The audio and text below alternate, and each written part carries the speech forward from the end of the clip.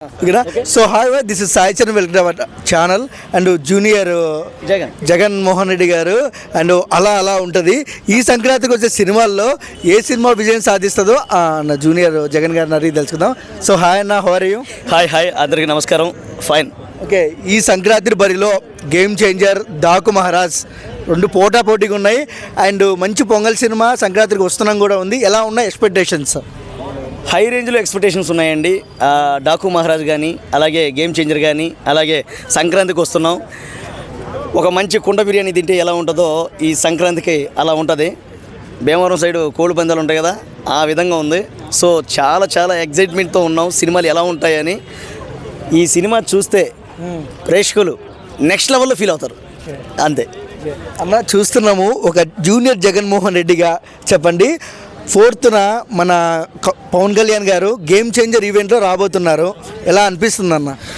అసలు నాకు అంటే ఇక సినిమా మీరు ఇంత ఎగ్జైట్మెంట్ అడుగుతున్నారు, కానీ మీకంటే ఎగ్జైట్మెంట్ నేను చాలా ఎగ్జైట్మెంట్తో ఉన్నాను. ఎందుకంటే గేమ్ చేంజర్ చూడాలని నేనే కాదు, యావత్ దేశమే ఎదురు చూస్తుంది గేమ్ చేంజర్ చూడడానికి. తెలుసు కదా, నెక్స్ట్ లెవెల్ గేమ్ చేంజరు. జై గేమ్ చేంజర్, జై రామ్ చరణ్ అన్నయ్య. గ్లోబల్ లెవెల్లో విజయవాడలో 250 అడుగుల కట్అవుట్ పెట్టారు రామ్ చరణ్ గారిది. ఆ లుక్ పంచకర్రలో చూస్తే ఎవరు గుర్తుకొస్తున్నారన్న మీకు? అబ్బాబ్బా, మంచి కోడి పుంజు పందానికి కాలు దువ్వితే ఎలా ఉంటుందో అలా ఉంది.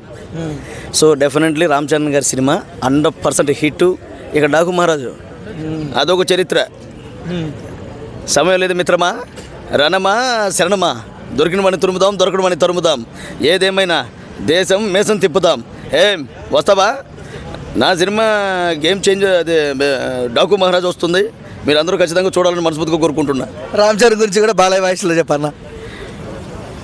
నా స్నేహితుడు కొడుకు రామ్ చరణ్, ఆయన గేమ్ చేంజర్ సినిమా వస్తుంది. 100% మీ అందరూ చూడాలని మనస్ఫూర్తిగా కోరుకుంటు.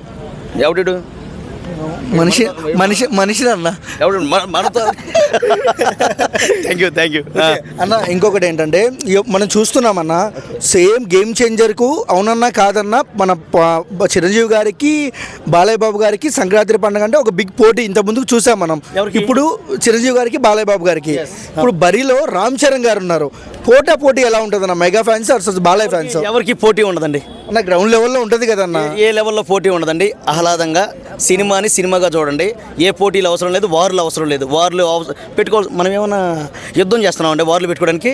వార్లు వద్దు, సినిమా చూడండి, అంతే కదా. ఓకే, అండ్ లుక్స్ ఎలా అనిపించాయన్న రామ్ చరణ్ గారివి? అదిరిపోయినాయి. ఆయన లుక్స్ కంటే మీ లుక్స్ చాలా బాగున్నాయి.